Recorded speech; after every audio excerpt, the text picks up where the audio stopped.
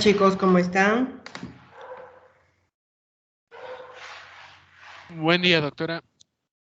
Buen día. ¿Ya les han comunicado que a partir de la próxima clase ya nos vemos?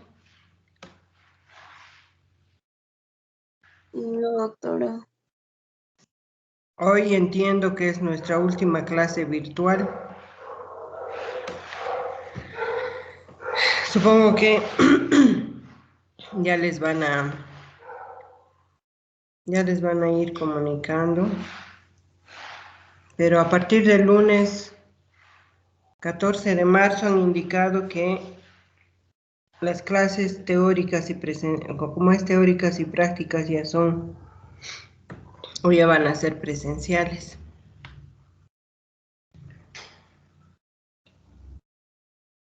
Pero se supone que ya les han avisado porque ¿cómo van a ir el lunes a sus primeras clases?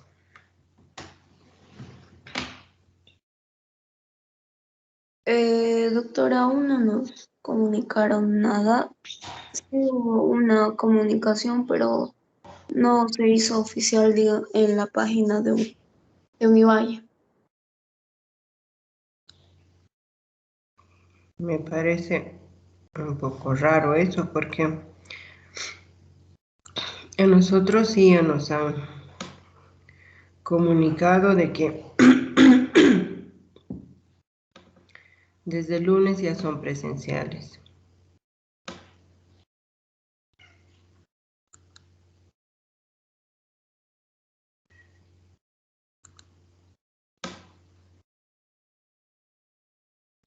Lo que no estoy pudiendo es cómo compartir mi pantalla en este momento porque me han cambiado el formato, no entiendo, es muy distinto al que las otras clases hemos iniciado. Así que denme un minutito, por favor.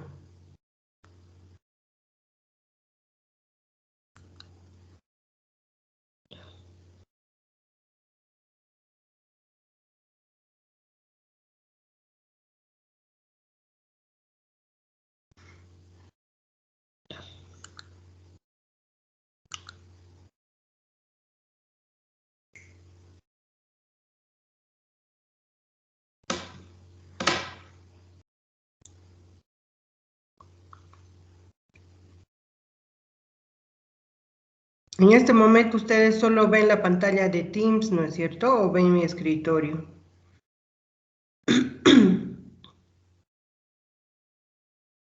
No se está No viendo se nada, ve doctora. nada, doctora. Ya.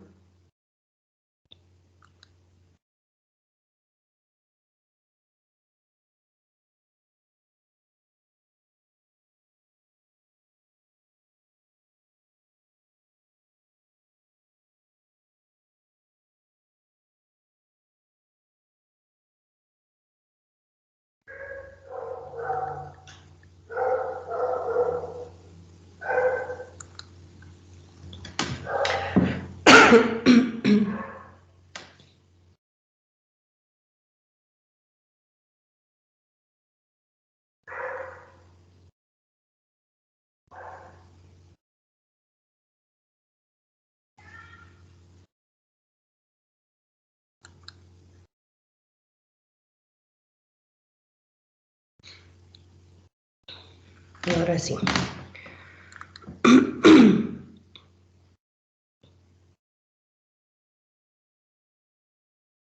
¿Ya ven mi escritorio, chicos?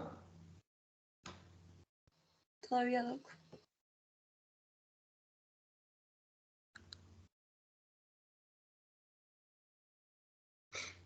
Ya sí. Ahora sí se ve, doc. Ahora sí. Ya. ¿Dónde habíamos quedado?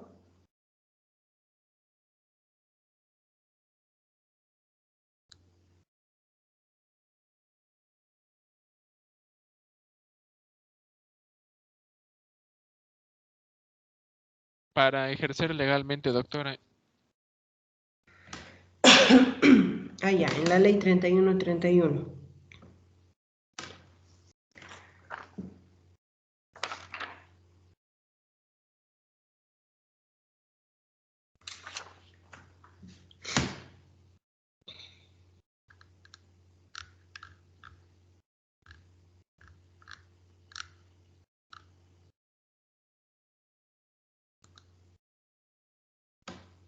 Bueno, entonces habíamos visto de que dentro de la ley 3131 vamos a tener que ver ciertos puntos que hacen a nuestra profesión en el sentido de qué documentación vamos a tener que acompañar para decir que nosotros legalmente vamos a ejercer nuestra carrera, ya que una vez que ustedes concluyan la carrera, concluyen el internado, den su examen de grado, aún así ustedes no pueden todavía, pese a que han concluido con toda la parte académica, ustedes legalmente todavía no podrían ejercer como médicos. ¿Debido a qué? A que esta ley es muy clara e indica que el profesional que ha concluido con toda esta parte académica debe tramitar su título en provisión nacional, su diploma académico y sobre todo sus matrículas en cuanto son al colegio médico y lo que es el ministerio, o sea, el Ministerio de Salud. Y también debe de tener, si es que van a hacer una especialidad,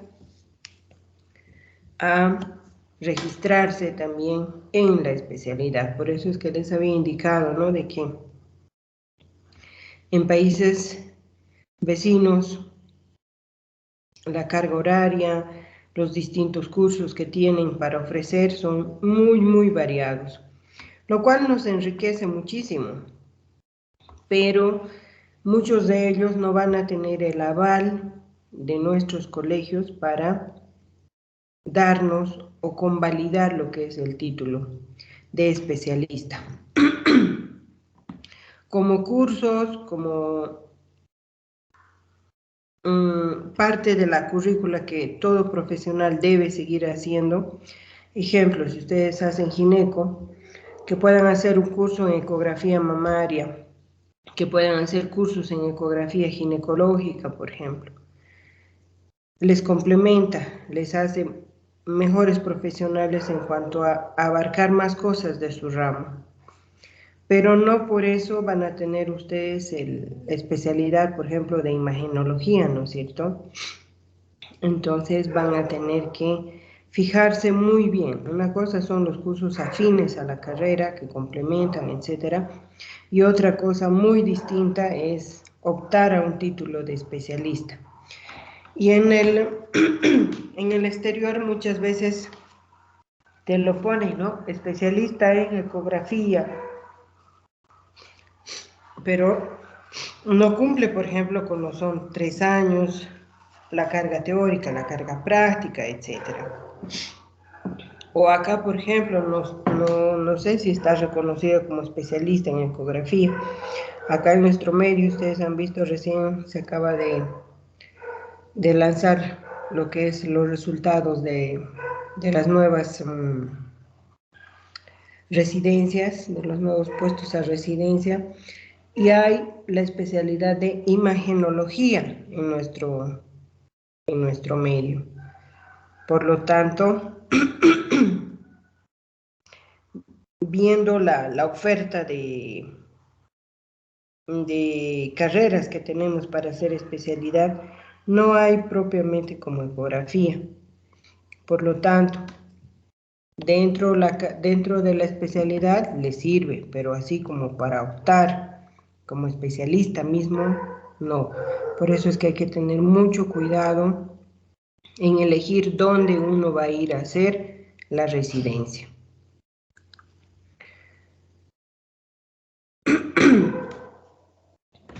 También la ley va a contemplar lo que son tanto los derechos del médico como las obligaciones, asimismo los derechos y obligaciones del paciente. El médico tiene derecho a que se le cancele un pago justo por su trabajo.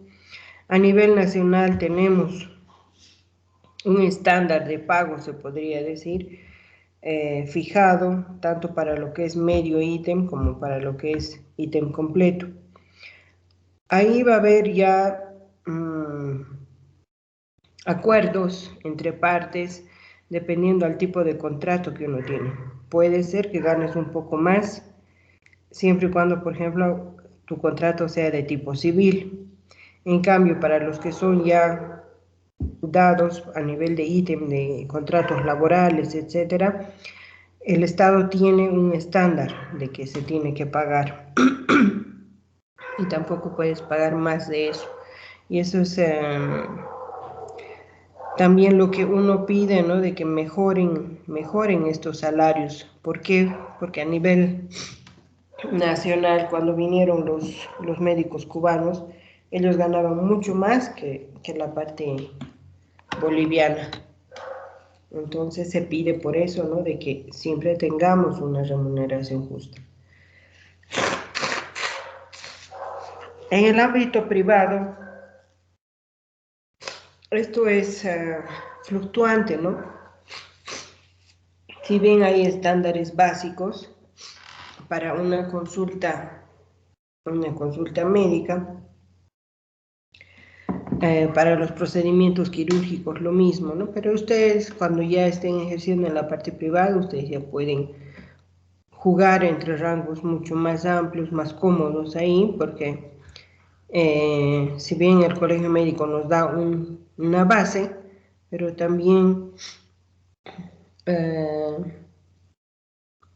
la ley también te dice no tienes que exagerar tampoco mucho, ¿no? En subir los precios.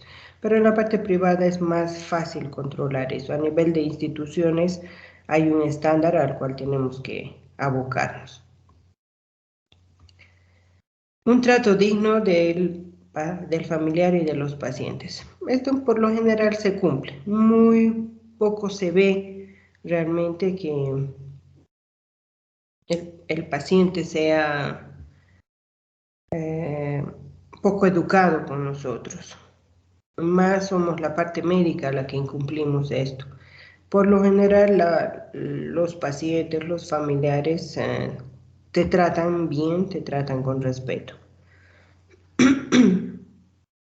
Trabajar en condiciones adecuadas. Esto también se refiere a que cuando ustedes estén dependiendo de equipos que la institución te coloque y de lo cual dependa tu trabajo, tu buen trabajo, por ejemplo, en quirófano, que estén funcionando, o en terapias, que todos los equipos estén funcionando.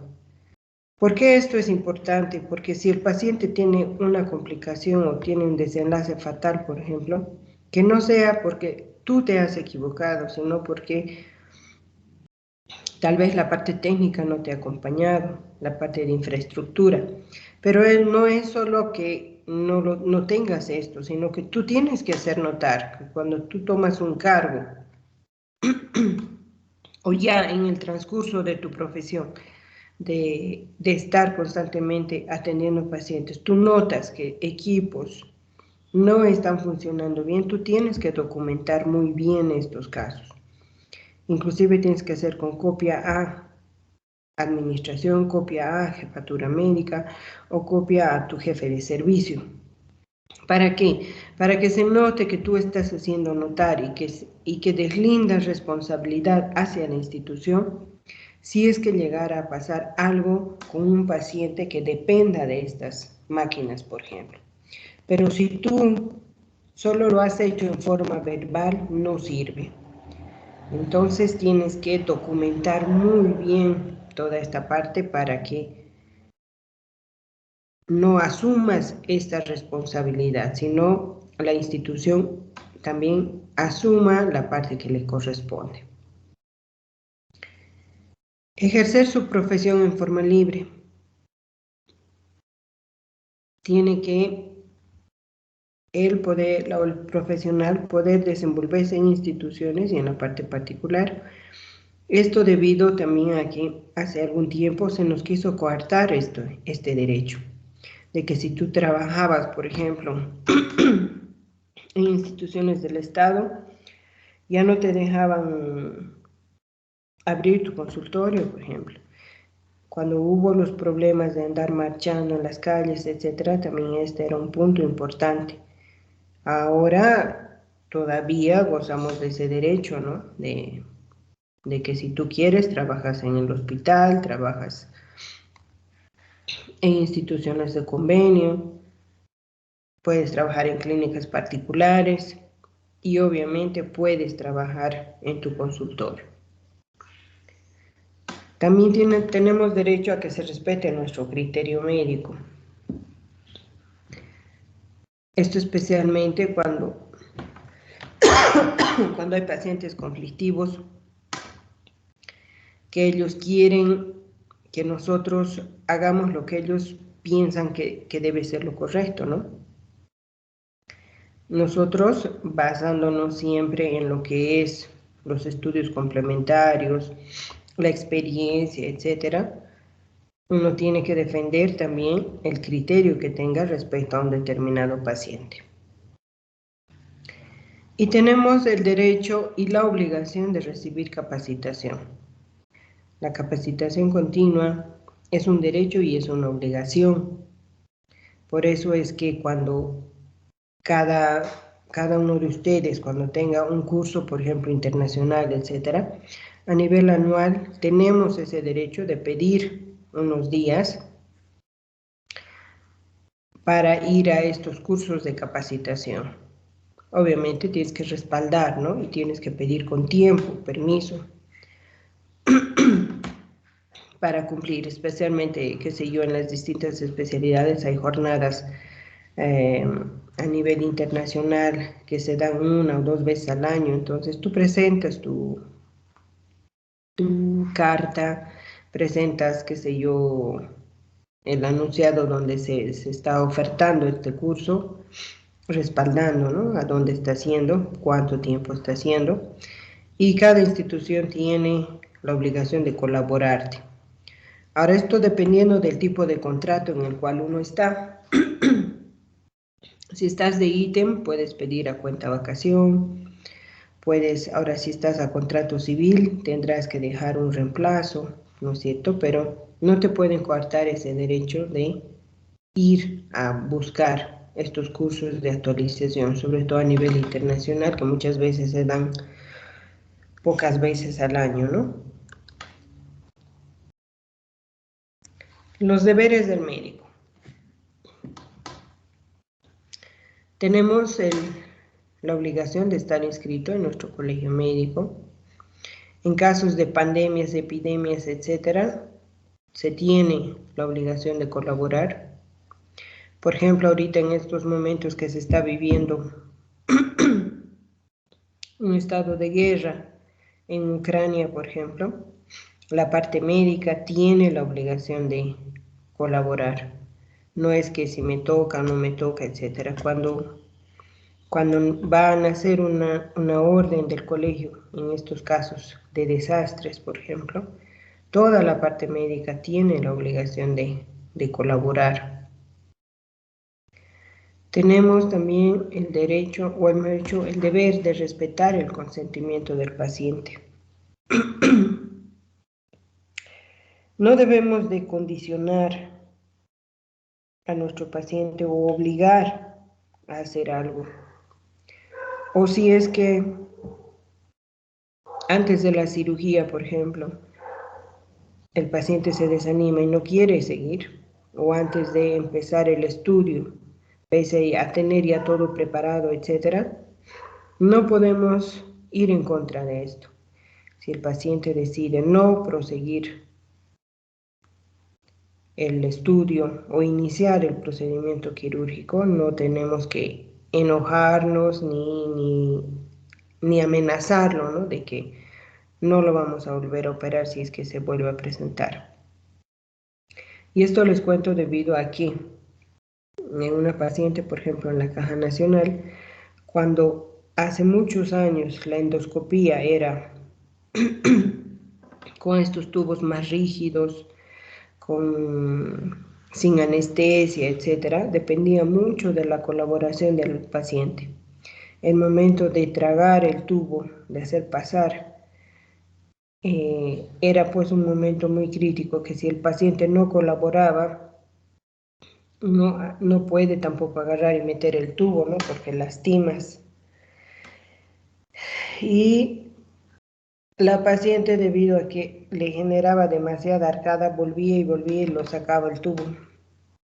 Entonces llegó un momento en que la paciente dijo, no, ya no quiero, porque ya era muy desesperante para la paciente. Entonces el médico que le estaba haciendo la endoscopía, de muy mala manera le quitó el tubo y le dijo, ¿no?, de que si ella quisiera volver a hacer el estudio, se le va a negar, y que inclusive no volviera más a este servicio. Obviamente la paciente hizo su representación de queja y se le tiene que dar la razón al paciente. ¿Por qué? Porque está en su derecho de rechazar en cualquier momento. Y no le podemos prohibir que vuelva a intentar en volver a hacerse una endoscopía, por ejemplo. Entonces, en ese caso, la parte médica tiene que ofrecerle una segunda alternativa, como es ahora, por ejemplo, la mayoría de los seguros ya lo hacemos con anestesia, ¿no? Entonces, el paciente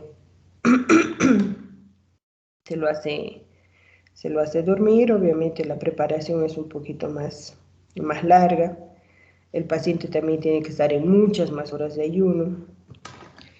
Y se la hace así, sin lastimar al paciente, sin ponerlo nervioso, etcétera, ni cuenta se dan de que se le ha hecho el estudio. Lastimamos menos en el sector de la garganta. Entonces, digamos, tenemos otras opciones, pero no tenemos que recurrir a amenazar al paciente de que no, si es que rechaza un procedimiento, a que nosotros vamos a ejercer algún tipo de sanción. Siempre tenemos que guiarnos por protocolos. Cuando nos califiquen o nos hagan una auditoría, o cuando sea una denuncia de negligencia médica, por ejemplo,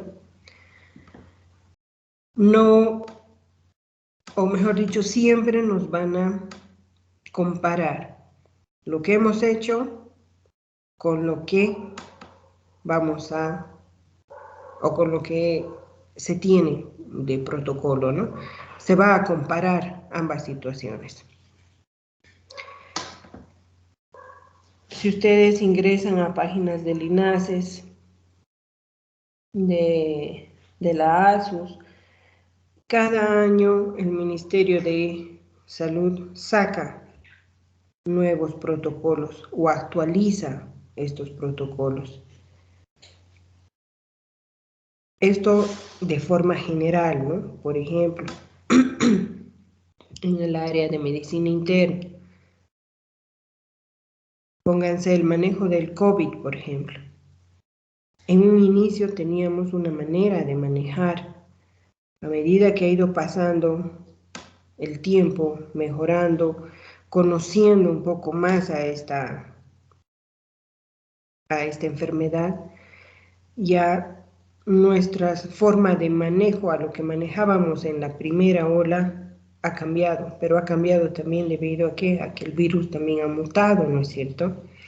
Por lo tanto, el profesional que va a estar encargado, por ejemplo, manejando estas áreas, tiene que constantemente ir leyendo, viendo cómo han surgido estos cambios.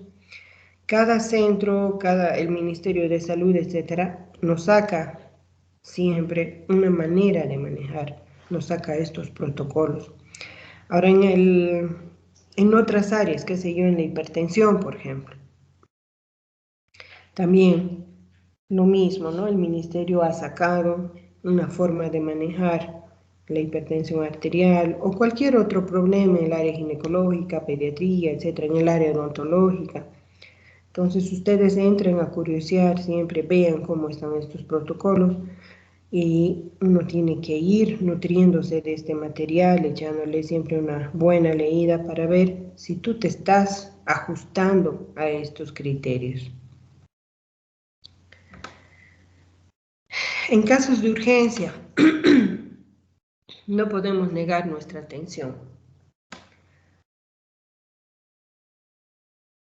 Y esto también tenemos que meternos bien a la cabeza, ¿no? De que, por ejemplo, en estos hospitales grandes, especialmente cuando hay mucha saturación, y esto es lo que nos ha pasado también en lo que es en el COVID, ¿no? Ha habido temporadas en las cuales nuestros hospitales y nuestras puertas de entrada especialmente, que eran emergencia, estaban sobresaturadas. Ahí tenemos que tener nuestro personal de triaje que realmente capacite, que esté capacitado muy bien para reconocer estos casos de urgencia, ya que si no hacemos un buen triaje, estos pacientes se nos pueden morir en nuestra puerta del hospital. Y nosotros, más allá de que sea o no sea nuestro asegurado, tenemos la obligación de, por lo menos esa urgencia, de estabilizar al paciente. Lamentablemente a veces en los seguros se comete un terrible error, que es el de, si no tienes tu carnet de asegurado, no te atiendo. Y eso es algo que tenemos que tener mucho cuidado, porque más allá de que no sea nuestro asegurado, si atendemos y damos una atención básica, ¿qué va a pasar después? Se le cobra, pues, no pasa más nada, ¿no es cierto? Tienes que cobrarle el servicio si no es tu asegurado y listo, no pasa más nada. Pero en cambio, si ese paciente se llega a fallecer, sea tu asegurado o no, el problema va a estar ahí. Ha habido un caso, por ejemplo, en la caja petrolera de un paciente, el cual llega con el antecedente de que su niño se le ha caído y se ha golpeado la cabeza y aparentemente su estado de conciencia no estaba estaba alterada. Llega a emergencias y si bien nosotros sabemos que tenemos que portar nuestro carnet de seguro, por el susto, por el nerviosismo, qué sé yo, no llevaron su carnet. Y pese a que el papá les insistía, ¿no?, de que el estado de alerta de su niño se veía comprometido, que cada vez lo veía peor, no le quisieron atender. Y le dijeron de que tiene que traer su carnet de asegurado, que si no, no le atendía. El papá indica de que se retiró y se tuvo que ir nomás hacia una clínica privada, ¿no? ¿Por qué? Porque realmente a él le parecía que sí era un caso de urgencia y que su niño se podía llegar a comprometer de manera grave. Ahora, ¿eso qué repercusiones nos trae? Si bien este paciente, por ejemplo, no ha hecho más, hay muchos que tal vez no tengan el conocimiento, pero cuando un paciente conoce sus derechos, puede ocasionarnos mucho daño tanto a la parte médica como a la parte del seguro. Puede hacer unas denuncias a la ASUS, puede hacer una denuncia particular, puede llegar a pedir devolución de gastos extras. Ahora, imagínense si ese niño se llega a complicar o se llega a morir. El carnet de asegurado es una cosa secundaria. Tú para eso tienes los sistemas, ¿no es cierto? Puedes poner su nombre y te va a salir el nombre del titular.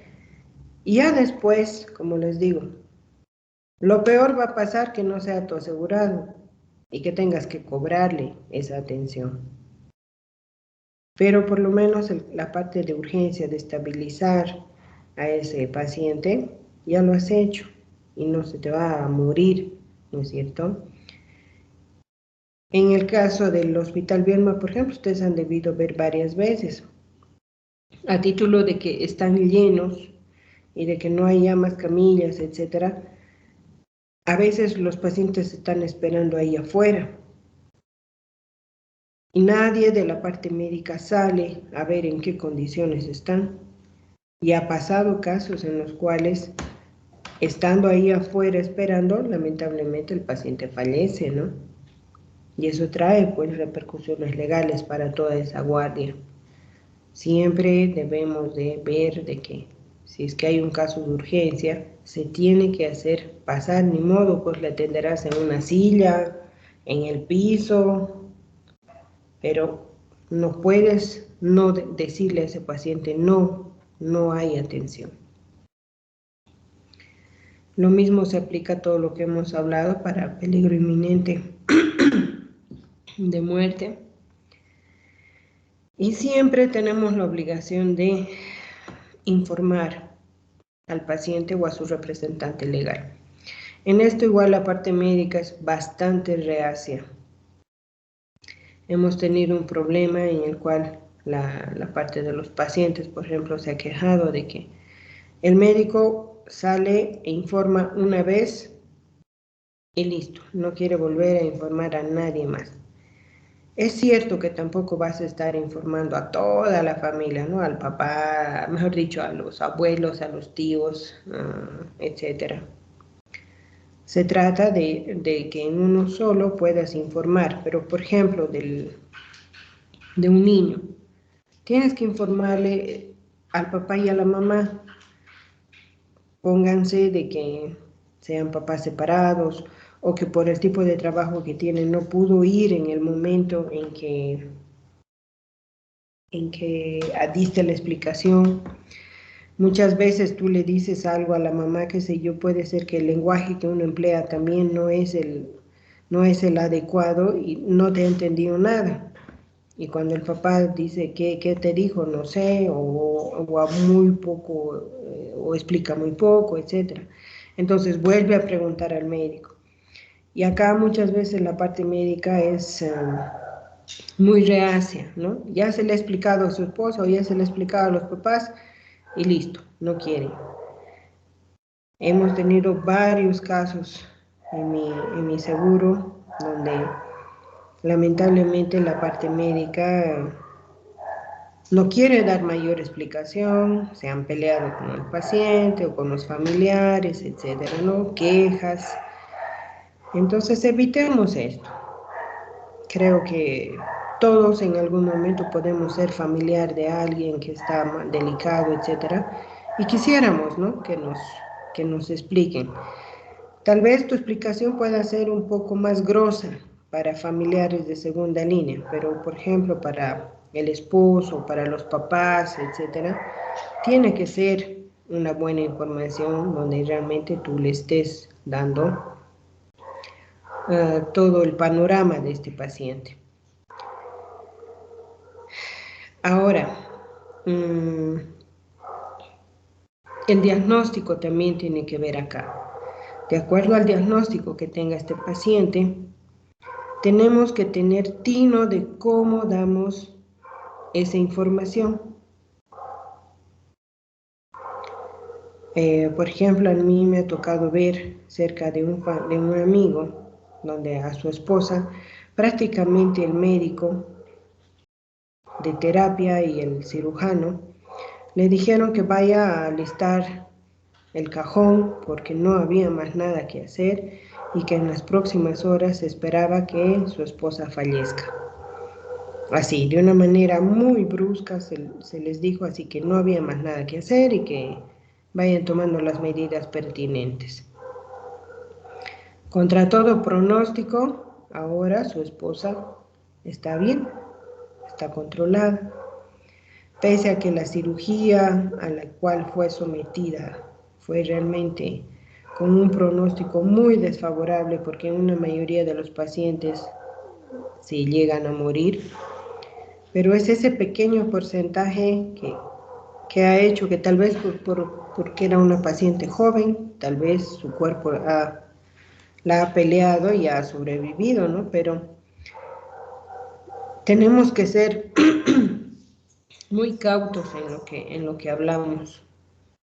Si bien a tu criterio no es que vamos a mentir, ¿no? No es que vamos a ocultar, pero tenemos que dar, sí, un panorama de opciones que puedan haber, pero siempre con mucho cuidado. Hay gente que no soporta, por ejemplo, un diagnóstico así de estos fuertes, ¿no? Por ejemplo, que te digan tienes un VIH o tienes un cáncer terminal y si tú empiezas con eso, ¿no? Tienes un cáncer terminal y ya no hay nada que hacer, entonces, ¿qué va a hacer ese pobre paciente? Hay que tener mucho tino en las palabras en que uno emplea. Inclusive puedes ir dando el diagnóstico por partes, no necesariamente en uno solo. Tienes que conocer qué tipo de paciente tienes, porque si es un paciente muy lábil, muy nervioso, etcétera, que no tiene el soporte de la familia y todo eso, entonces estos diagnósticos tienes que irlos dando de a poco, ¿no? No así de una manera muy cruda. También tenemos la obligación de llenar todos los documentos que ya hemos visto, ¿no? La historia clínica, los informes, etcétera, de acuerdo al servicio en el cual estamos. Y como hace un momento, si bien tenemos el deber, también tenemos el derecho de capacitarnos de manera continua.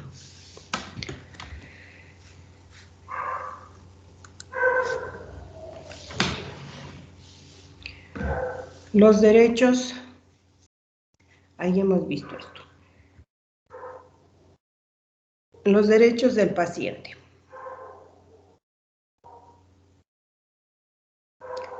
El paciente tiene derecho a recibir una atención médica humanizada y de calidad. Y eso es algo que estamos perdiendo con el tiempo. Cada vez los pacientes se quejan más de que no les damos la atención en cuanto a calidad y a calidez. Y estos son dos términos que ustedes van a escuchar mucho. En la auditoría médica siempre se valora estos dos aspectos.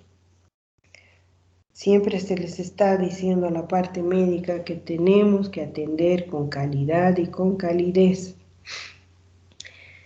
Y no olvidar, pues, que tienes que tratar como quieres que a ti te traten, ¿no es cierto? Algún rato vamos a ser pacientes.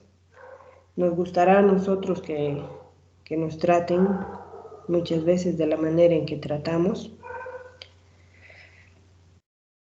Y esto también es uno de los puntos frecuentes de queja en todos los hospitales. Cuando yo hice la especialidad de auditoría médica, nos mandaron a hacer unos trabajos en cuanto a calidad de atención y qué tipos de queja y cuáles eran las quejas en los distintos servicios. Ahí uno notaba, ¿no?, de que este es el punto básico. El paciente es maltratado,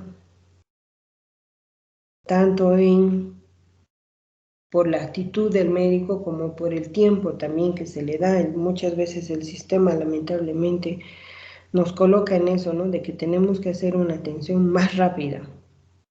No podemos detenernos mucho a estar charlando con el paciente. ¿Por qué? Porque tenemos 20 pacientes que están detrás y que están exigiendo también que se les atienda rápido. Pero en lo posible tenemos que tratar de hacer una atención más humanizada. Respetar las creencias y los valores, especialmente esta época donde, por ejemplo, el mascar coca se ve ya Antes solamente se veía, digamos, en personas que tenían un trabajo más fuerte, donde necesitaban estar mascando coca para que les dé fuerza, etcétera, ¿no? Por ejemplo, los albañiles, los que tienen que cargar mucho peso, etcétera. Eso es, ellos indican de que les da más fuerza, más resistencia. Yo, por ejemplo, he trabajado en varias empresas donde ya no es solamente el trabajador de base el que está mascando coca. Ya los ingenieros, etcétera, igual ya están mascando, o en reuniones, por ejemplo, hasta los mismos gerentes ahí están mascando hojitas de coca. Ahora, si yo voy y esto van a ver muy seguido en el campo, me ha tocado a mí ver esto, de que vas a empezar a revisarles y lo primero que cuando tú les dices abra la boca, están con su bicho, ¿no? Ahí están con su bolito de coca. Y tú les dices que recién lo boten, pero ¿cuánto puedes ver ahí en una boca que está todo verde, ¿no? Lleno de hojitas mascadas? Entonces no puedes tampoco decirle, ¿por qué no se lava? Que porque esto, porque el otro, etcétera. También ustedes van a ver, cuando atiendan partos, por ejemplo, la gente en nuestro medio, en nuestro país, la gente de campo, tiene la costumbre de que una parturienta, esos 45 días de puerperio que nosotros tenemos, ellos entienden que si no se cuidan puede venir un sobreparto. ¿Y cómo es el cuidado de ellos? A la parturienta la dejan posterior al parto echada, no le permiten caminar, no le permiten bañarse, le dan ahí sus caldos, etcétera, ¿no? Y cuando se llega a complicar y tú llegas a ir a hacer las revisiones, muchas veces ni siquiera la pueden llevar al hospital o son poblaciones un poco largas, lejos, mejor dicho, acuden al hospital a través del dirigente de su comunidad, se pide ambulancia, entonces nos ha tocado ir varias veces a buscar en ambulancia a estos pacientes.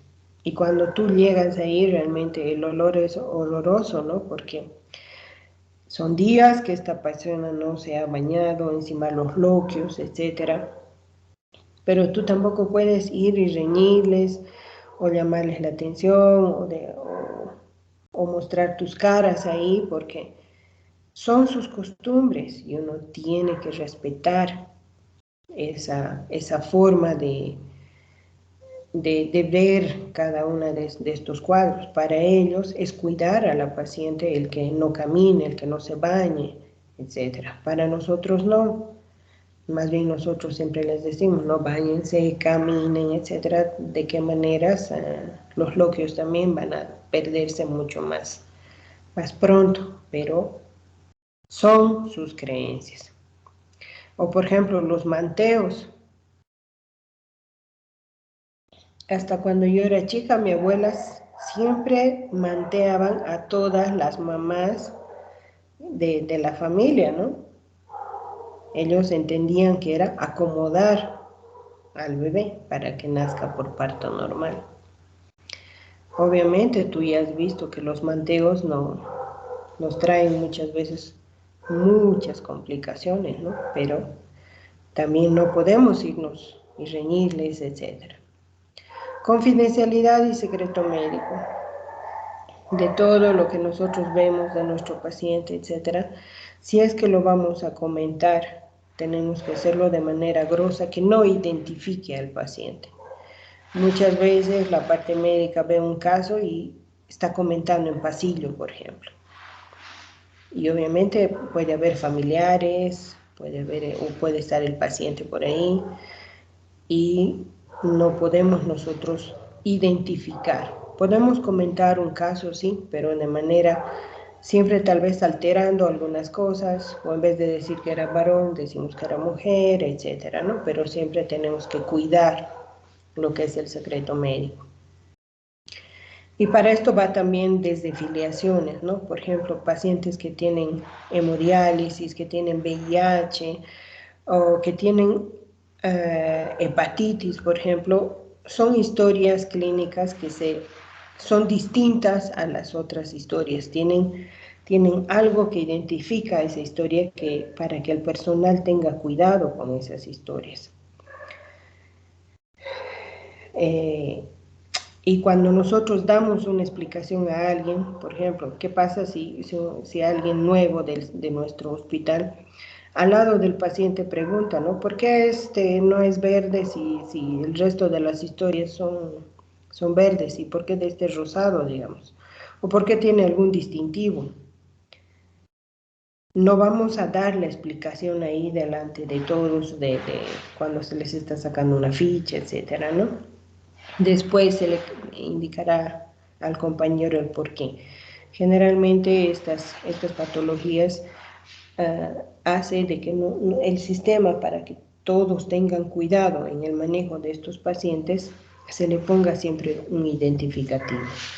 Por ejemplo, en mi seguro, la tapa es de un color ligeramente más tenue que el resto de las historias, ¿no? ¿Para qué? Para que cuando uno saca esta historia y el médico esté frente, o la enfermera, etcétera, pueda darse cuenta de que este paciente es, por ejemplo, un VIH. Tiene derecho a recibir toda la información y tomar decisiones. En otros países, cuando el diagnóstico es bastante delicado, inclusive tienen ellos el protocolo de que la parte médica no deba de dar el diagnóstico solo, sino tenga que hacerlo con un psicólogo, especialmente cuando son, por ejemplo, un cáncer terminal, o cuando tú consideres que tu paciente es muy lábil, emocionalmente hablando, ¿no? Tú conoces a este paciente y tú sabes que si tú le vas a lanzar una noticia de estas, por ahí se suicida, y eso es algo que hay que tomar en cuenta, no es en son de chiste. Ha habido un paciente dentro de la casuística, por ejemplo, de VIH, que cuando le dijeron que tenía VIH, al salir del consultorio, o sea, tras recibir la noticia, se fue a su casa y lo que hizo fue suicidarse. ¿Por qué? Porque entendía que realmente la enfermedad pues era fatal, ¿no? Para él, ¿no? Ahora por la sociedad, por el estigma que uno tiene, etcétera. Entonces, hace mucho que un paciente tome bien un diagnóstico de acuerdo a lo que el médico le va guiando, ¿no? Siempre darle esperanza, siempre mostrarle tratamientos alternativos, o ir, como les decía hace un momento, de a poco. No estoy diciendo que ocultemos información, no, el paciente tiene derecho a recibir esa información, pero esa información debe dársela con criterio. Tenemos también, el paciente tiene el derecho de elegir su médico. Todos los seguros tenemos más o menos la misma política de que si tú has tomado un médico, debes de continuar con ese, por lo menos para la misma patología, y ya después recién podrás cambiar de médico. Muchas veces la parte médica se enoja con el paciente y rechaza al paciente porque te dicen, no, por ejemplo, en la parte de traumatología, le han operado de la rodilla y por alguna cosa el paciente cambia de médico. El otro le dice, no, ese doctor te ha atendido, él te tiene que seguir, yo no. Solamente voy a calmar, qué sé yo, tu molestia en este momento, pero quien te tiene que hacer seguimiento es tu otro médico. Y es lo que hace un momento les decía, si es para iniciar y concluir un determinado cuadro, debemos de tratar de que como paciente continúe con un solo médico. Pero si este médico no ofrece más resultado y el paciente sigue y sigue y sigue con molestias, tiene derecho también a cambiar y buscar una segunda opinión. Ahora, no es que va a estar cambiando a cada rato, ¿no? Porque también un médico debe de hacer su seguimiento. Una vez que damos el tratamiento, tenemos que hacer su seguimiento y ver, tratar de solucionar y concluir un determinado caso. Entonces es algo también que el paciente debe de entender. Si bien tiene elección de su médico, pero también de acuerdo al cuadro, se trata de que un determinado médico concluya su tratamiento y posteriormente busque. Pero también, si no logra buen resultado y el paciente continúa con molestia, el paciente tiene el derecho de cambiar de médico o de buscar una segunda o una tercera opinión. Esto especialmente, por ejemplo, en casos de cáncer, ¿no es cierto? Donde hace mucho los criterios de los distintos médicos. Hay algunos que son más agresivos, otros que son más pasivos, digamos. Entonces, finalmente es la vida de uno, ¿no es cierto? Entonces, uno tiene derecho a buscar 2, 3 opiniones y uno de ellos, pues, será que te convence más y con ese seguirás hasta el final. Respetar su intimidad. En esto también la parte médica somos muy descuidados, especialmente en mujercitas, ¿no? Tanto cuando el médico es varón como mujer, no importa. Si la paciente es de sexo femenino, tener siempre mucho cuidado con la parte genital, la parte de las mamas, ¿no? No le puedo agarrar y desvestir. Si le voy a revisar las mamas, por ejemplo, y luego la parte genital no la voy a poner desnuda, ¿no es cierto? Revisaré por partes. Taparé una mama, la otra mama, etcétera. Luego le cubriré, bajaré a la parte de ginecológica, etcétera. Pero siempre también esa explicación. Quítese, por favor, la ropa por esto, porque la voy a revisar así. No es lo clásico que hacemos, ¿no? Le decimos, ¿por qué ha venido esto, el otro? Listo. Pase, desvístase. Y ni siquiera te dicen el por qué te tienes que desvestir o qué te van a hacer.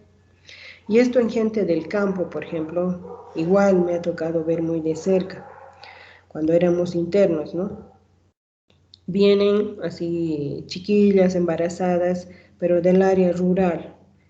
Y la doctora les sabía preguntar, ¿te han hecho papá Nicolau? No. Ya, hoy día vamos a hacer ya. Ya. Anda al baño y te cambias y te sacas todo y vienes. Bueno, le ponen a la enfermera, le coloca en la zona, como es en posición ginecológica, y la doctora se acerca a introducir el espéculo, ¿no? Y la paciente un poco más y no nos hablaba, no quería ni que la toquemos, no quería que le veamos los genitales. Y la doctora le decía, ¿no? ¿Por qué? ¿Por qué si te hemos preguntado y ya te han hecho? Pero ella ni sabía lo que era un Papá Nicolau. La parte médica siempre incurrimos en eso, ¿no? De que creemos que el hecho de que yo te pregunte, ¿tú te han hecho un Papá Nicolau? Tú tengas que saber qué es un Papá Nicolau. Los pacientes tienen pues miedo de preguntar qué cosa es un Papá Nicolau. En vez de decir eso, por ejemplo, de acuerdo al paciente que tengas, puedes decir, ¿alguna vez te han sacado una muestra de tus partes, de tus genitales, etcétera? Y al paciente te dirá, sí, no, nunca me han visto. O te han metido esto, por ejemplo, mostrarle el espéculo. Entonces, la explicación tiene que venir ahí, ¿no? De decirle, mira, te vamos a revisar esto, te voy a introducir esto, no lastima, tal vez un poquito de incomodidad, pero no te va a doler. va a durar muy poquito tiempo, te tengo que sacar una muestra porque no hay otra manera, etcétera, ¿no? Entonces es muy importante hacer esta explicación y respetar siempre esta intimidad. Y eso va para todos los estudios que pedimos, ¿no? Por ejemplo, en el área ginecológica hay muchos que se piden una, ¿cómo se llama esta? Hay uno que es con contraste para visualizar todo lo que es útero, ovarios, etc. Hay que explicarle a la paciente cómo se va a hacer, qué le van a hacer, por dónde se va a hacer el estudio. Ahora, si no quiere, etcétera, también tenemos que tener mucho cuidado, no forzar a estas pacientes, ¿ya? Entonces, tenemos que respetar mucho esto, y especialmente cuando el médico es varón y la pacientita es una persona joven, mucho cuidado cómo tocan, y siempre decirle, ¿no? Le voy a revisar las mamas, por ejemplo, voy a tener que tocar, voy a buscar esto. El tipo de cómo manejas tu mano sobre la mama también. Ha habido pacientes que se han quejado de que no parecía que la estaban revisando, sino que la estaban manoseando. Y siempre con alguien al lado, ¿no? Los varones, mucho cuidado con esto. Solicitar la opinión de otro médico, lo que hace un momento decíamos. Los deberes del paciente. Tener un trato digno hacia su médico, de cumplir las prescripciones que el médico le da y de comunicar sus antecedentes. Ustedes se van a dar cuenta que muchas veces, especialmente los que tienen VIH, ocultan que son VIH. Ha habido un caso en el cual el paciente que era VIH fue a atender con el odontólogo y después de hacer varios procedimientos, etcétera, recién se entera de que es un VIH, ¿no? Entonces ahí viene toda la susceptibilidad para toda la parte de enfermería, para toda la parte médica, para el mismo odontólogo, a tratar de recordar qué ha pasado, o qué se le hizo. O lo mismo pasa con hepatitis, ¿no? Entonces nuestros pacientes muchas veces ocultan estos diagnósticos. Y esto de las prescripciones e indicaciones también hay que indicar al paciente de no irse al extremo también. Si bien debe de hacernos caso en la manera en cómo le estamos diciendo, ya sea antes del desayuno, sobre el desayuno, por tantos días o no con estos alimentos, etcétera, ¿no? Por lo general, la parte médica no hace mucho esto. Le dice, ¿se va a tomar esto? Yo siempre veo en consulta, ¿no? Le vas a dar varios medicamentos y dice, se va a tomar el paracetamol, por ejemplo, cada 8 horas. O su enalapril una vez al día. Y su losartán, tal cosa. Entonces el paciente, no sé, cuando es especialmente primerizo para estas enfermedades, no sabe bien si el paracetamol, por ejemplo, va a tomar junto con el enalapril, o va a tomar antes, va a tomar después, o los antiinflamatorios, por ejemplo, si puede tomar con leche, no puede tomar con leche, etc. Tenemos que tener un poco más de cuidado en nuestras prescripciones. Y siempre recomendar al paciente de que si llegara a presentar algún tipo de reacción con algún medicamento, suspenda inmediatamente y retorne a consulta lo más pronto posible. Y si es una reacción grave, acuda por emergencia. No está de más esas indicaciones. En mi seguro me toca ver gente que siempre dice, ¿no? Tal profesional, lo mejor que me ha atendido, trato digno, me ha revisado muy bien, me ha indicado muy bien todo lo que tengo que hacer, excelente médico. Eso es una satisfacción también para la institución. pero de una mayoría que dicen, ni me ha mirado, ni me saluda, ni me pregunta nada, ni me ha revisado siquiera, y lo que tengo que hacer no he entendido nada. No seamos, por favor, de ese grupo. Ustedes están recién formándose, ustedes van a ser profesionales jóvenes. Traten de mantenerse ahí en un buen trato, etc. ¿Por qué? Porque finalmente es lo que les decía, ¿no? El buen trato con el paciente, tener una buena relación con el paciente es la base para que no nos hagan problemas después. Un paciente que es agradecido con uno, de que tiene cariño hacia su médico, cuando nos equivoquemos, no nos va a hacer tanto problema como cuando es un paciente que te detesta, ¿no? No sé si tienen alguna pregunta, chicos.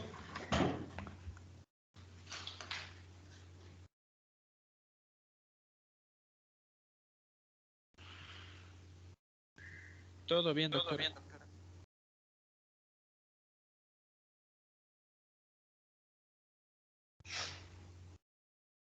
Nada, ¿está todo claro?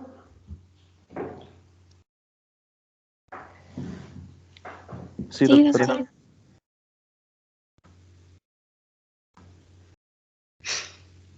Bueno, vamos a empezar entonces aún dentro de este segundo tema. Otro capítulo muy importante para la parte médica, que es la parte de documentos.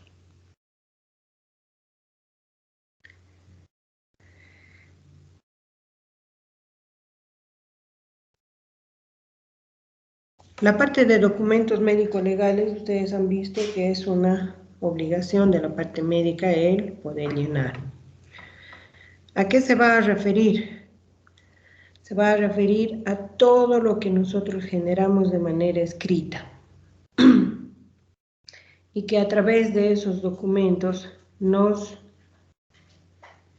relacionamos con paciente, con otro médico, con una institución. Pónganse que nosotros generamos un certificado médico, ese irá, qué sé yo, a la policía, irá a la universidad, irá a alguna empresa, etcétera, ¿no? Es a través de ese documento que vamos a entrar en relación con estas otras instituciones.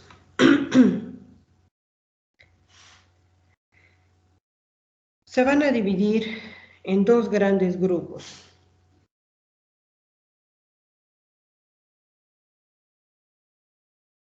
Uno que es el con valor probatorio posterior,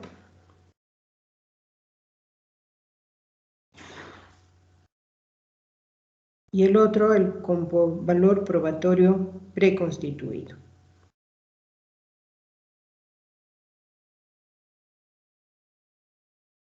¿Qué diferencia va a haber entre uno y otro?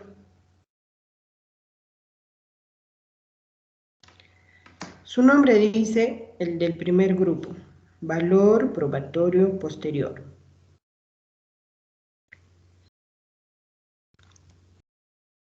En este grupo, primero, indicarles de que están todos los documentos que por lo general solo maneja la parte médica o al revés. En este primer grupo están todos los documentos de manejo diario del médico, como ser la historia clínica, la receta, los certificados médicos, etc.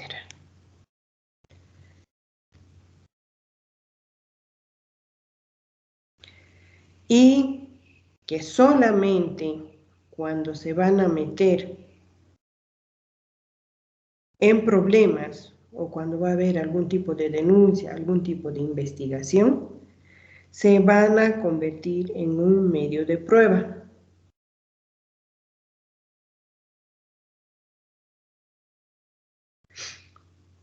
¿Ya? ¿Me han entendido bien este primer grupo? Son documentos de manejo médico que solamente cuando exista algún tipo de denuncia se van a convertir en un medio de prueba. Por eso el nombre de valor probatorio posterior.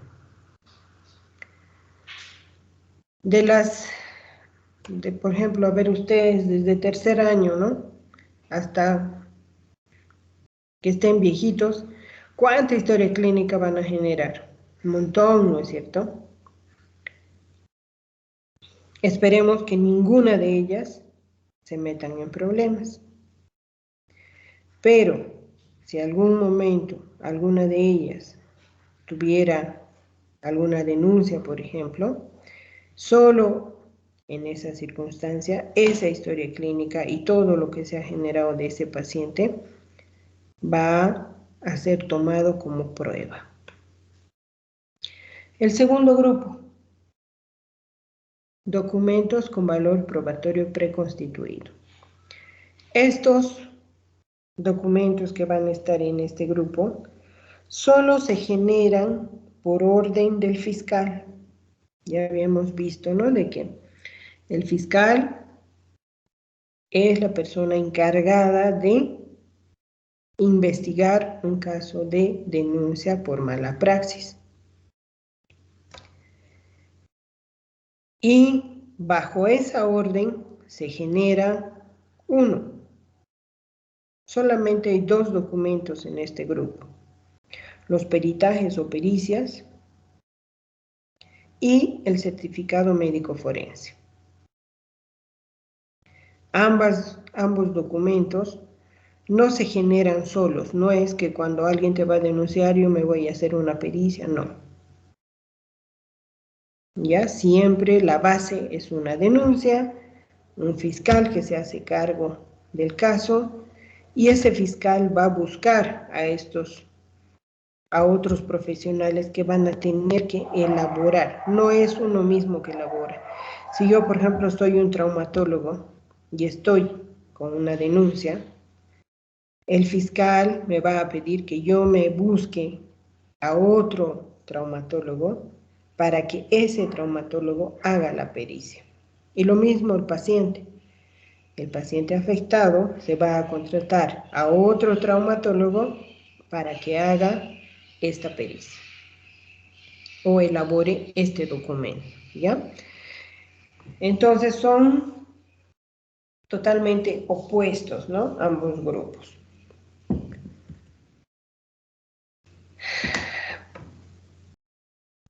Dentro de este primer grupo que vamos a ver, los con valor probatorio posterior, podemos iniciar por cualquiera.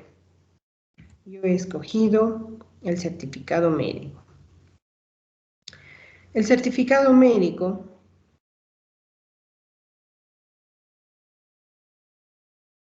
ahí tienen el formato,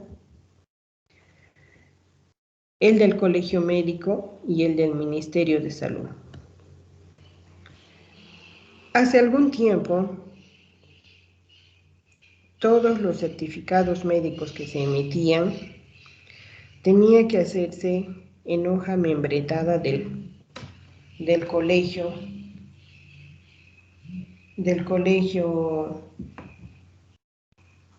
médico.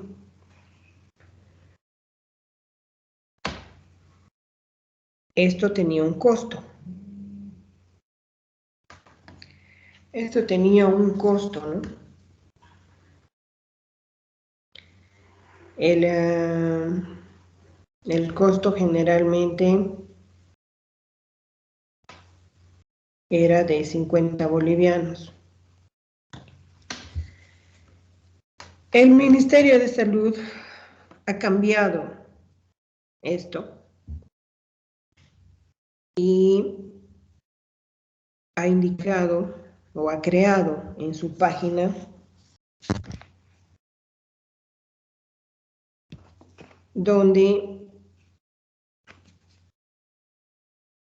no sé si se va en contra, pero para facilitar al paciente y evitar un costo más, indica de que ya no es necesario el uso de este certificado, que para ayudar al paciente, el paciente y el médico deban bajarse la aplicación del Ministerio de Salud, en el cual hay un formato para hacer este certificado médico y se lo llene y se lo baje de manera gratuita.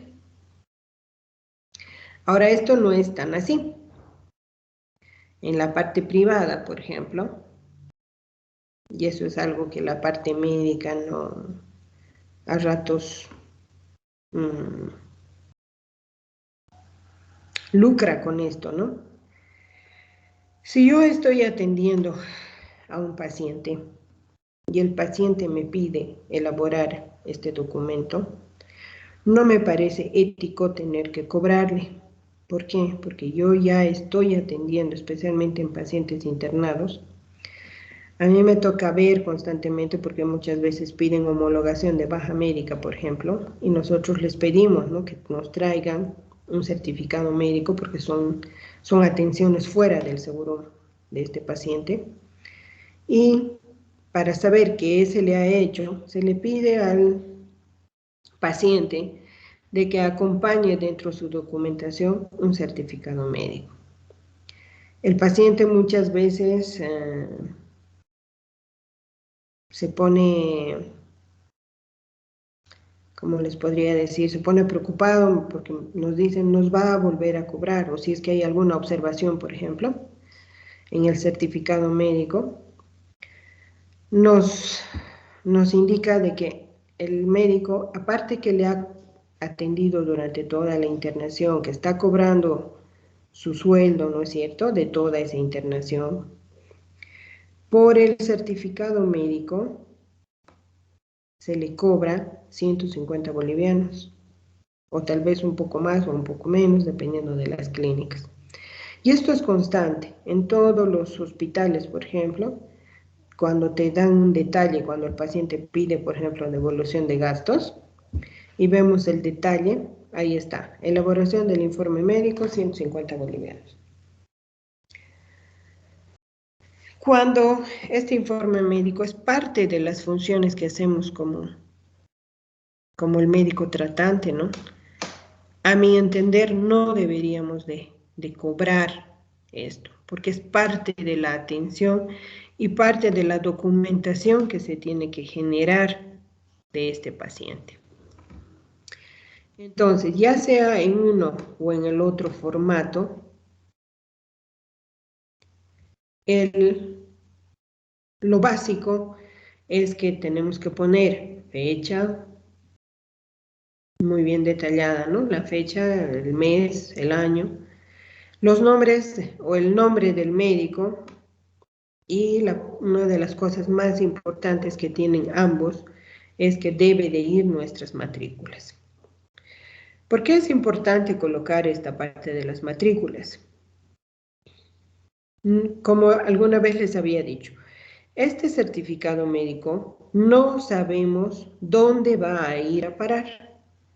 Así como puede ir a parar a otro médico o simplemente para que el paciente sepa qué cosas se le ha hecho. Puede ir a la universidad, puede ir a la policía, puede ser utilizado para una denuncia hacia el médico tratante, puede ser para devolución de gastos, para homologación de bajas, como les doy toda esta gama de cosas. Nunca sabemos a dónde va a ir. Si bien puedo preguntar al paciente, no puedo dar 100% de que me esté diciendo la verdad. Y muchas veces puede generarnos problemas estos informes. Para evitar meternos en problemas, lo único que tenemos que hacer es decir la verdad, nada más. Y esto está respaldado con la historia clínica. Todo lo que yo estoy poniendo en este certificado tiene que estar en la historia clínica. Muchas veces pasa de que hemos generado este documento y está inmerso en problemas legales, qué sé yo, porque el señor o el paciente no fue a trabajo, o se accidentó, o qué sé yo, se peleó con alguien y quiso justificar que no fue a su trabajo, no sé, hay un montón de cosas. Y viene luego el requerimiento del juzgado donde nos dice extienda la copia de esta atención. Y es bien puntual. Nos mandan un requerimiento donde nos dice, ¿no? Se pide a tal seguro o a tal médico emita copia legalizada de la atención realizada por tal médico en tal fecha en su seguro. A la brevedad posible, ¿no? Remitir a tal juzgado. Entonces, ¿qué tenemos que hacer nosotros? Dentro de la parte de auditoría médica, nosotros copiamos la historia clínica, legalizamos a través de los sellos y de los abogados que tenemos en cada institución y se remite. Esos documentos, por lo general, no es que los va a estudiar el fiscal, si bien es cierto, los va a valorar, pero pasan, el fiscal también, como no es médico, pasa a los médicos forenses para que ellos emitan criterio en relación al informe también, ¿no? O directamente nos pueden pedir la copia de la historia. Pero como estamos ahorita en el certificado, por eso es que les decía, todo lo que está en el certificado debe de estar en la historia clínica. Nada que no esté en la historia clínica puede estar en el certificado. Eso nos puede llevar a terribles problemas. Entonces, ¿qué es el certificado médico? Es una constancia.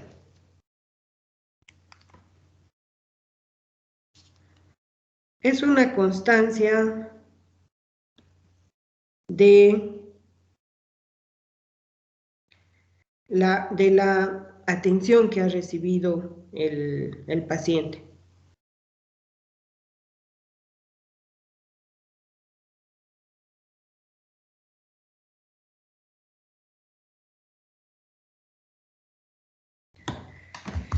Esta constancia debe de ser de lo que le he atendido, le he revisado, he comprobado estudios. No puedo hablar de cosas que yo o no puedo colocar en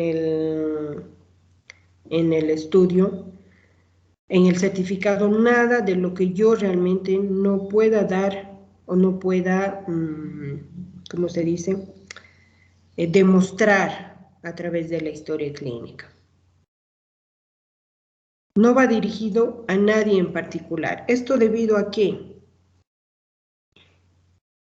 A que los otros documentos del otro grupo que les decía, del que va por orden fiscal, como es el peritaje y el certificado médico forense, el encabezado de estos documentos es siempre hacia una autoridad, ¿ya? Hacia un fiscal, hacia un juzgado, etc. En cambio, este no va específicamente dirigido hacia nadie. Tiene dos características médico-legales.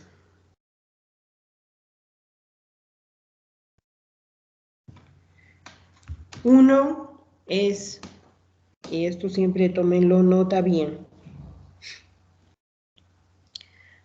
las dos características médico-legales del certificado médico es que no va dirigido a nadie en particular, y el segundo es que el médico revela el secreto profesional. ¿A pedido de quién? A pedido del paciente. ¿Ya? Entonces, en este certificado, ya sea en el del ministerio o ya sea en el del colegio médico, el colocar nuestras matrículas hace de que cuando este documento se vea inmerso en problemas legales, los abogados lo primero que hacen es ir al colegio médico y pedir una certificación de que nosotros estamos primero legalmente ejerciendo y segundo de que somos de la especialidad que dice ser en mi sello. ¿Ya? Esto especialmente va dirigido a especialidades que, por ejemplo, constantemente están inmersas en problemas legales como ser anestesio, cirugía plástica. Ha habido o hay muchos disques cirujanos plásticos que en verdad no son cirujanos, que han hecho cursos, sí, pero que no tienen la especialidad y no están inscritos en su colegio de plásticos, ¿ya? Entonces, si nos agarran de este lado, realmente el problema ahí se nos viene bastante fuerte, ¿no? Porque estaríamos ejerciendo de manera ilegal. ¿Cuántos casos ustedes han escuchado? Especialmente en Santa Cruz hay mucho de esto de las estéticas, por ejemplo, en el cual se meten a hacer liposucciones, etcétera, y lamentablemente el paciente fallece por distintas causas. Y cuando uno investiga qué clase de médico es, no era titulado. Entonces, por eso es que las matrículas son importantes colocar en ambos documentos y son la base siempre de la investigación cuando hay problemas de denuncia. En la segunda parte, ya sea en cualquiera de los dos formatos, viene la parte de hacer el motivo de consulta, lo mismo que colocamos en la historia. Y acá es donde realmente la redacción de la parte médica, la mayor parte de las veces es un desastre. Ese informe médico o este certificado médico tiene que darme un pantallazo al que esté leyendo de lo que se le ha hecho a este paciente y de toda la medicación, de todo el cuidado de los días de baja médica o de los estudios que se le ha solicitado, y si en esos estudios hay algo positivo, porque no voy a copiar el informe, ¿no? Pero en la TAC de cráneo, por ejemplo, que está pidiendo en este informe, tengo que hacer un pequeño comentario de lo positivo. Qué sé yo, si en este TAC, por ejemplo, he encontrado un hematoma o un tumor, etcétera, diré pues algo concreto de esto, ¿ya? Por lo general, nuestros informes médicos realmente dejan mucho que desear. Por ejemplo, ayer nomás tenía en la mano un certificado en el cual aparentemente un paciente se hace una lesión muy grande a nivel de tendón y de músculo y no era de mi seguro, ¿no? Se hace de manera particular. Y solo me dice eso, lesión en antebrazo del tendón y del músculo. Baja de 10 días. Yo, como si yo fuera un traumatólogo del seguro donde ahora va a hacer sus seguimientos, porque necesariamente tiene que venir hacia el seguro, hacia su seguro médico para que la baja médica la veamos, porque ustedes saben bien que dentro de la parte privada yo puedo poner en el informe o en el certificado médico los cuántos días de baja médica necesita, pero no por eso las empresas les van a dar esa baja médica. Las bajas médicas solo son aceptables de tu ente gestor.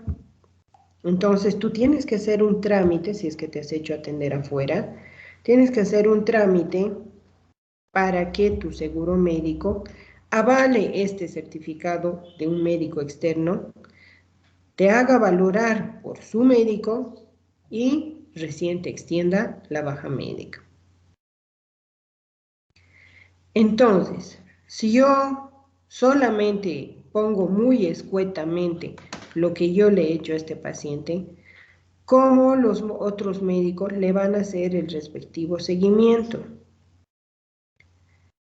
Por eso es que les digo, si bien no son muy amplios, muy detallados, como una historia clínica, pero sí al yo leer este informe médico, tengo que poder tener un pantallazo completo de con qué tipo de lesión llegó o con qué tipo de cuadro de patología, qué se le ha hecho, qué se le ha encontrado al examen físico, y si es que se le ha operado, por qué se le ha operado, qué se ha encontrado o qué se ha realizado en esa cirugía, cuál es el diagnóstico, cuántos días ha estado internado, qué medicación ha recibido y cuántos días de baja médica requiere.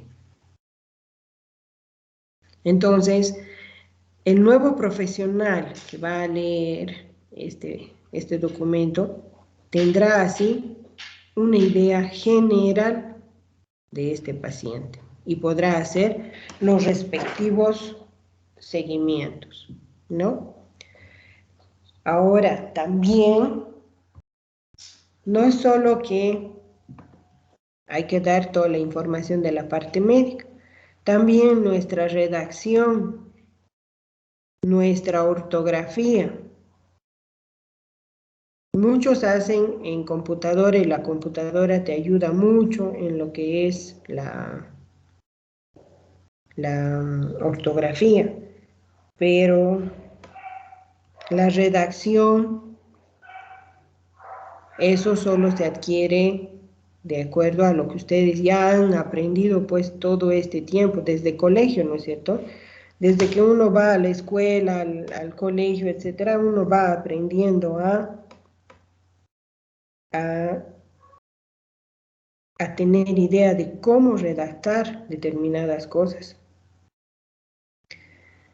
Hay otro profesional, por ejemplo, que agarra y me pone, por ejemplo,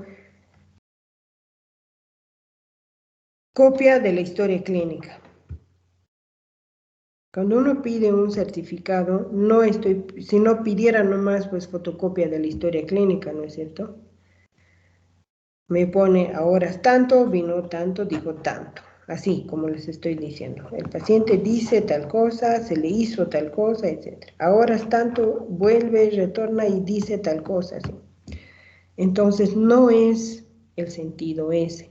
El sentido es de que en este certificado el médico me indique de manera completa todo lo que se le ha hecho a este paciente, cuidando la redacción, cuidando la ortografía. Y esto es algo que también ustedes tienen que ir leyendo, ¿no? Uno lee, y uno va corrigiendo también estas cosas. No se olviden, cuando ustedes agarran un informe, un certificado, ustedes se dan una idea de qué tipo de profesional es, con solo esta documentación. Obviamente no puede haber tachaduras, no puede haber borrones. Es un documento oficial. También tenemos que tomar en cuenta de que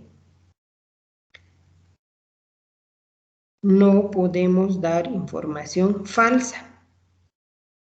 Y ustedes, cuando egresen y tengan su sello, van a ver que hay mucha gente, muchos amigos, muchos familiares, que por esa confianza que tienen con nosotros, vienen y nos dicen, por favor, ¿será que me das un certificadito médico? Es que no he ido a mi trabajo, etcétera.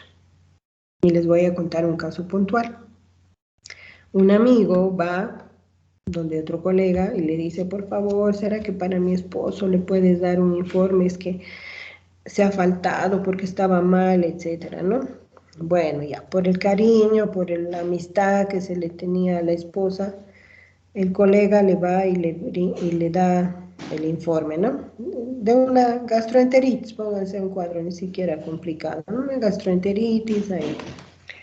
Y donde le dice que tenía justificado ese día, ¿no? Que tenía que hacer reposo. Lo que no dijo nunca la amiga era que su esposo constantemente se faltaba al trabajo, constantemente, y todo el mundo sabía que le echaba las copas. Entonces ya no era la primera vez, sino era la quinta, sexta vez que presentaba informe de que supuestamente estaba enfermo, cuando en verdad algunos compañeros sabían que él se fue a tomar y que por borrachito no acudió a su trabajo. Como ya era conocido, su jefe agarra el informe médico y va donde el profesional, pide la historia clínica, inclusive le ha querido denunciar al colegio. O sea, el problema se hizo enorme. Si esto va a tribunales, ese médico, por hacerle un favor a la amiga, puede ser preso. ¿Por qué? Porque es falsedad material. Estás dando un documento falso, ¿no es cierto? Imagínense la trascendencia legal que tiene esto por hacer un favor. Entonces, nuevamente la recomendación, ¿no? Nada de lo que esté ahí tiene que estar fuera de lo que esté en la historia clínica. Y no dar nunca documento o información que no es la verídica. De este caso en La Paz, ustedes han escuchado recientemente, ¿no? Del caso del supuesto del violador en serie, del psicópata, que se está tocando mucho. A raíz de que el juez supuestamente le ha dado libertad a este señor. A raíz de 2 informes médicos que 2 médicos han generado. A ambos médicos se les había pagado un monto y ellos han colocado que tenía una patología psiquiátrica y que por esto el juez ha tomado en consideración, obviamente también había pesos para el juez, y ha salido libre. Ahora vean cómo años después, porque esto no es que recientemente le han dado, años después se destapa esto y estos médicos van a ir presos, van a ir muchos años presos, no van a poder ejercer, van a tener antecedentes, etcétera. O sea, su vida profesional realmente está destruida, ¿no? Precisamente por esto, por dar un documento que no es verídico. Están falseando la información y encima han recibido dinero para poner esta patología. Por lo tanto, no hay que hacer favores a nadie, ni siquiera a tu hermano, porque no sabemos nunca, el paciente puede mentirte, puede decirte que es para justificar algo pequeño, cuando sin embargo por detrás el problema es terrible, y ahí estás inmerso tú. Por lo tanto, eviten dar o hacer favores a nadie emitiendo certificados médicos. Obviamente la firma, el sello y este documento, esperemos que, si bien lo generamos muy frecuentemente, esperemos pues que nadie se meta en problemas por generar esto. No sé si tienen alguna consulta, chicos.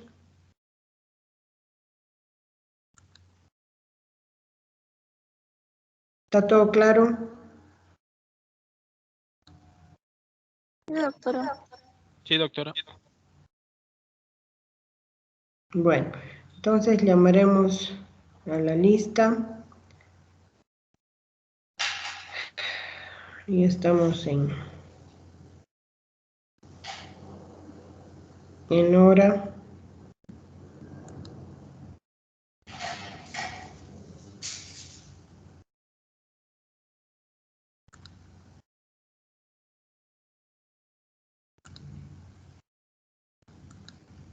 Aguirre. Presente, doctora. Álvarez. Álvarez.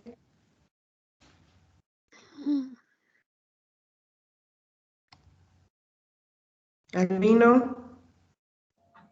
Presente, doctora. Aguirre estaba, ¿no? Sí, doctora.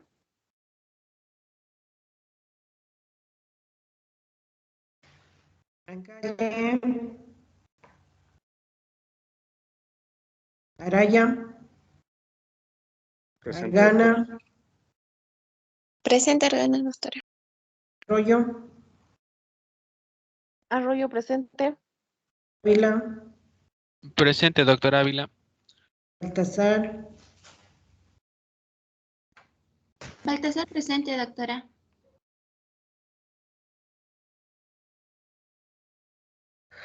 Borrignón. Canchasto. Presente, Canchasto, doctora. Carrasco. Castro. Presente, Castro. Buen día. Buen día. Condori. Condori presente, doctora. Cruz. Víctor. Cruz Víctor presente, buen día. Buen día. Cruz Andrea. Presente, doctora. De Camargo. Presente, doctora. Santos Ana Patricia. Presente, doctora. Los Santos Carolina.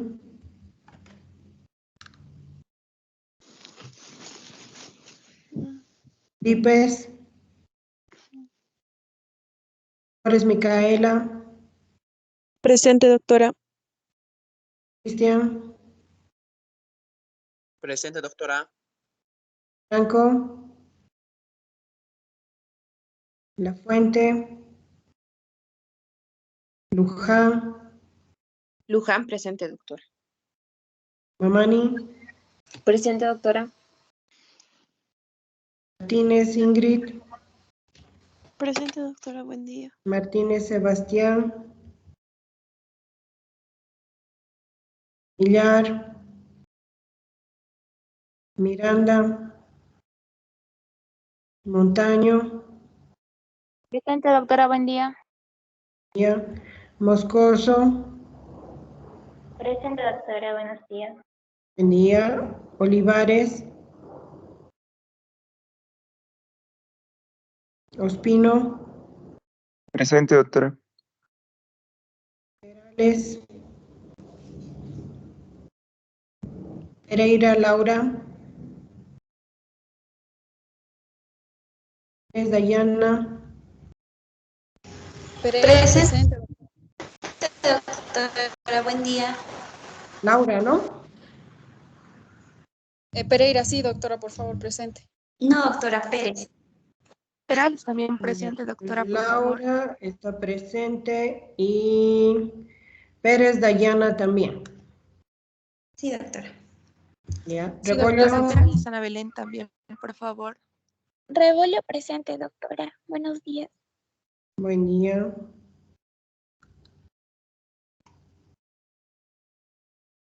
Salazar. Presente, doctora Salazar. La Tierra. Buenos días, doctora presente. Ya. Solís. Presente, doctora. Buenos días. Ya. Solorzano. Buen día, doctora presente. Buen día. Torrico. Presente, doctora, buen día. Buen día. Valenzuela. Vargas. José Manuel. Presente, doctora. Vargas Florencia. Vidal. Presente, doctora. Buenos días. Ya. Villarruel Damaris. Buenos días, doctora, presente. Villarruel Pía. Presente, doctora, buenos días. Buen día. Zapata María. Presente, doctora. Párate. Listo. Bueno, chicos. Doctorita. Disculpas, mi micrófono no se podía encender, he tenido que cambiar de equipo. Álvarez, por favor.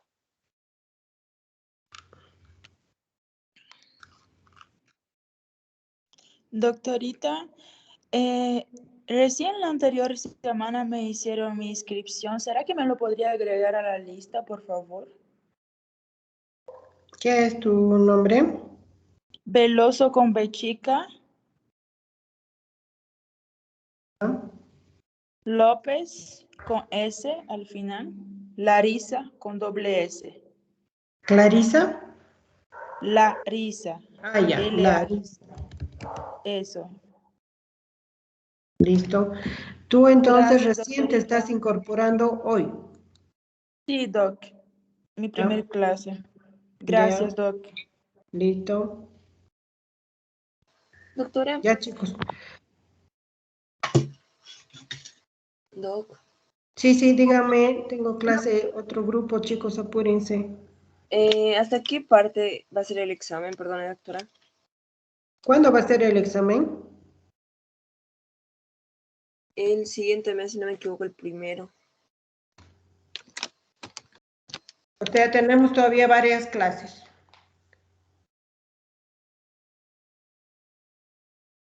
Es el 1 de abril, doctora. Ah, el 1 de abril. Ah, falta todavía. Hasta donde se avance ahí. Todo lo avanzado se da. Así que vayan leyendo, chicos. Perdón. La fuente no se me escucha. ¿Podría que me puede poner presente, por favor? La fuente. Sí.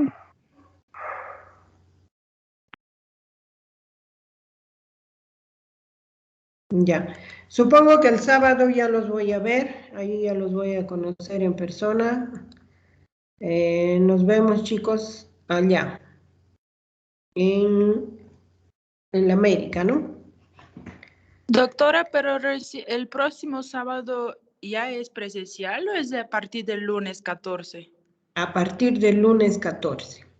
Ah, ya, gracias. El 19, mejor dicho. Ah, sí, pues una clase todavía nos toca, ¿no? El 12 todavía tenemos, sí. Ah, sí, una clase más tenemos. A partir del 14 han indicado que es las clases.